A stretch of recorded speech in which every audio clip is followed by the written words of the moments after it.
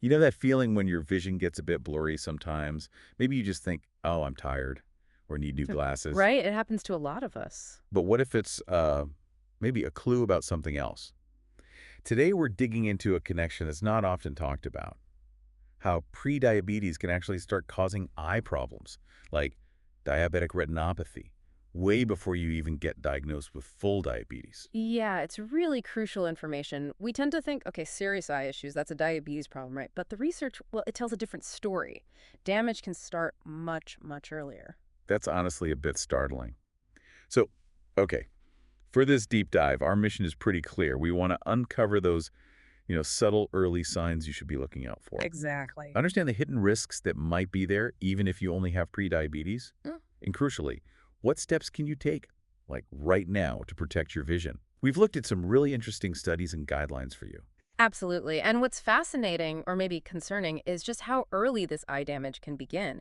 There are studies showing actual signs of retinopathy, these things called microaneurysms, tiny little bulges in the eye's blood vessels. Okay. They can show up when someone only has prediabetes. One study found almost 8% of people with prediabetes, that's an HbA1c between 5.7 and 6.4%, already had these signs. Wow, nearly 8%. Yeah. It completely flips the script on waiting for a diabetes diagnosis before thinking about eye health.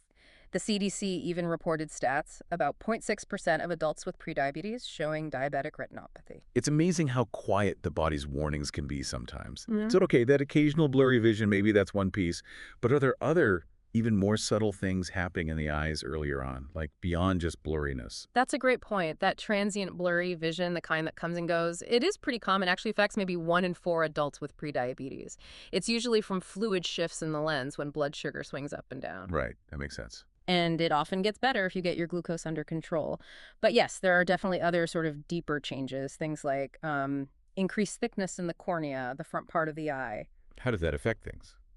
Well, it can mess with eye pressure readings, potentially leading to a misdiagnosis of something like glaucoma. We also see reduced corneal nerve density pretty early on. Okay, and what does that mean for the eye? It impacts how well the eye heals, so maybe slower wound healing, and it can be a big factor in developing chronic dry eye. Plus, issues with the tear film, the meibomian glands, those little oil glands in your eyelids, they can start acting up too. So it connects to comfort, healing. It's not just about seeing clearly at that stage. It makes you think, okay, when do these subtle clues become, like, urgent? When is it not just tired eyes, but I need to see an eye doctor now? That's the critical distinction. There are definite red flags. If you notice straight lines suddenly looking wavy or distorted, Okay. that's a major warning sign for swelling in the macula, the central part of your retina. Needs urgent attention. Or a sudden loss of part of your vision, like a curtain coming down. That could be a bleed inside the eye. Right. Also, new flashes of light or a sudden shower of floaters, like little spots or spider webs drifting across your vision. That might mean the vitreous gel inside your eye is pulling on the retina, or even a retinal detachment. That needs immediate care. Many others. Yeah, even persistent haziness that doesn't clear when you blink could be corneal swelling.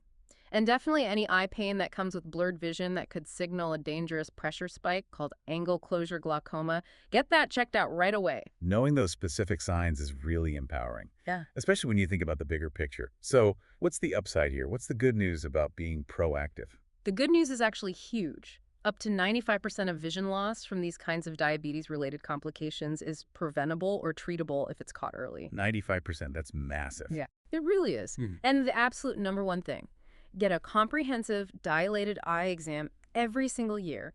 Even if you only have prediabetes, don't wait. Okay, annual dilated exam, even with prediabetes. Got it. What about lifestyle stuff? What can you do day to day? Lifestyle is totally key. Monitoring your blood sugar consistently is vital. Maybe check your fasting glucose a couple times a week. Aim for under 100 milligdl ideally. Right. And managing blood pressure, keep it below 130/80.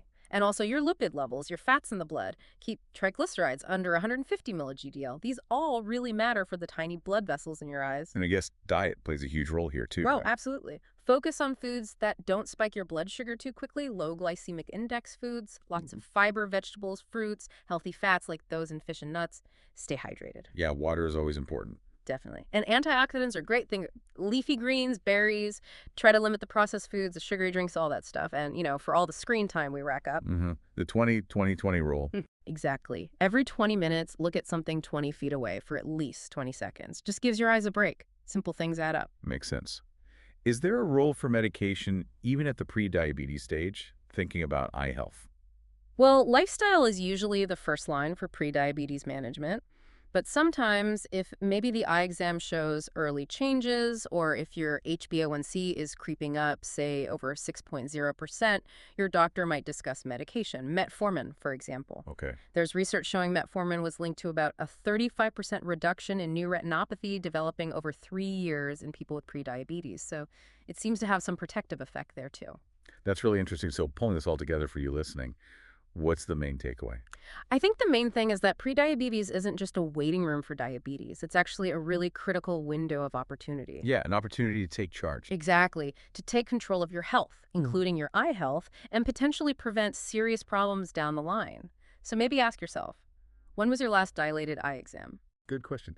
And have you talked to your doctor proactively about your glucose levels and how they might relate to your vision?